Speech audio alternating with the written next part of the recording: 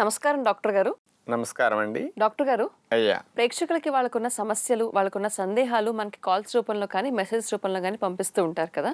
అవునమ్మా. మరి ఈ రోజు దాంట్లో భాగంగానే మీ సందేహం మా సందేశం అనే అంశంలో ఒక కాలర్ రెడీగా ఉన్నారు. వారితో మాట్లాడి వారి సమస్య ఏంటో విందాం. అలాగేనమ్మా. హలో, హలో, నమస్కారం అండి. నమస్కారం అండి. మీ పేరు చెప్పండి. నా పేరు తిరుమల అండి. తిరుమల గారు, ఏ ఊరు నుంచి మాట్లాడుతున్నారు? నేను జనగాం జిల్లా నుంచి మాట్లాడుతున్నానండి. ఓకే, డాక్టర్ గారు ఇక్కడే ఉన్నారు. మీ సమస్య ఏంటో వారికి వివరించండి. నమస్కారం తిరుమల గారు, చెప్పండమ్మా. నమస్కారం సార్. సార్ నాకు 3 డెలివరీలు నార్మల్ అయినాయి సార్. ఆ, అయితే నాకు నడుము పైన బ్యాక్ పెయిన్ లాగా వచ్చేసి మొత్తం ఎడమకాలు మొత్తం లాగుతుంది సార్. అయ్యా. దాని వల్ల ఏంటంటే కూర్చున్నా లేవలేకపోవడం, ఉమ్, ఎక్కువ పని చేసినా కూడా లేవకపోవడం, ఉమ్, ఇలాంటి సమస్యలు వస్తున్నాయి సార్. అయ్యా. దాని వల్ల అంటే ఎక్కువ కూర్చోలేకపోతున్నాం, కూర్చుంటే లేవలేకపోతున్నాం. ఉమ్, అది సమస్య అండి. అది సింపుల్ గా తగ్గుతుందమ్మా మీకు ఇంట్లోనే. ఈ రోజు మనం చెప్పేవి మీరు ఇంట్లో కొద్దిగా మార్చుకోగలిగితే చాలమ్మా, చక్కటి లాభం పొందగలుగుతారు.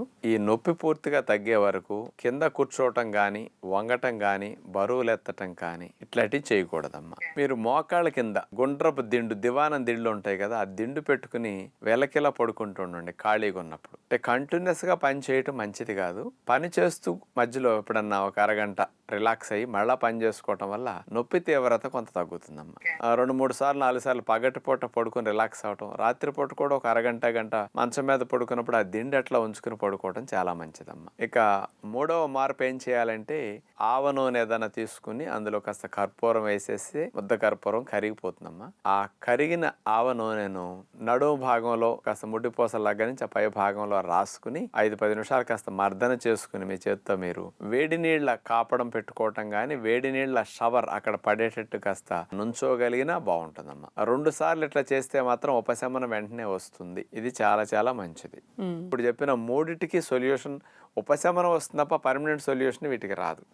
పర్మనెంట్ సొల్యూషన్ రావాలంటే మీరు ఆ సయాటిక్ పెయిన్ తగ్గటానికి తప్పనిసరిగా ఆసనాలు, కొన్ని వ్యాయామాలు తప్పనిసరిగా చేయాలమ్మా. ముఖ్యంగా ఇలాంటి వాటికి ఉపశమనం కలిగించడానికి ఉపయోగపడేవి ఆసనాల్లోనమ్మా, ముందుకు వంచే ఆసనాలు మీరు మానేయాలి, వెనక్కి వంచే ఆసనాలు మాత్రం తప్పనిసరిగా చేయవలసి ఉంటుంది. అలాంటి వాటిలో బాగా ఉపయోగపడేది నెంబర్ 1గా చెప్పాలంటే శలభాసనం. ఇది మీకు మిడతలాగా కాళ్ళు పైకి లేపినట్టు భంగిమ అనమాట. మనకి G5 యాప్లో కూడా కనపడతాయి ఈ ఆసనాలు. శలభాసనం బోర్ల మంచం మీద కానీ ఏదైనా బల్ల మీద కానీ పడుకుని మీకు ఏ కాలు నొప్పి ఎక్కువ ఉందో ఆ కాలునే ముందు లేపి ఒక్క కాలుని ఆపండి. ఒక 15-20 సెకండ్లు అట్లా ఆపి ఉంచగలుగుతారు. ఈ లోపు నొప్పి అనిపిస్తే విశ్రాంతి తీసుకోండి దింపేసి. మళ్ళా రెండోసారి అదే కాలుని అట్లా లేపండి. మళ్ళీ 5 నిమిషాలు 4 నిమిషాలు విశ్రాంతి తీసుకోండి. మళ్ళీ 3వ సారి లేపండి. రోజు 2 పూటలు ఇట్లా చేస్తూ వేడి నీళ్ళు కాపడం పెట్టుకున్నారనుకోండి, ఈ సయాటిక్ పెయిన్ తీవ్రత అనేది 2 నెలల్లోనే పూర్తిగా మీరు పోగొట్టుకోవచ్చు అసలు లేకుండా.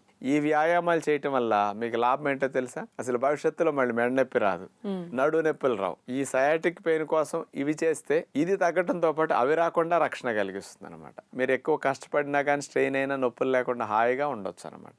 తర్వాత కింద కూర్చున్న, బరువులు లేపినా, పని చేసుకున్నా, వంగినా అసలు ఏ విధమైన ఆటంకం లేకుండా మీరు యాక్టివ్గా హెల్తీగా ఎక్కువ గంటల పాటు చేసుకోవచ్చు. అమ్మ, అన్ని అర్థమైనాయి కదమ్మా?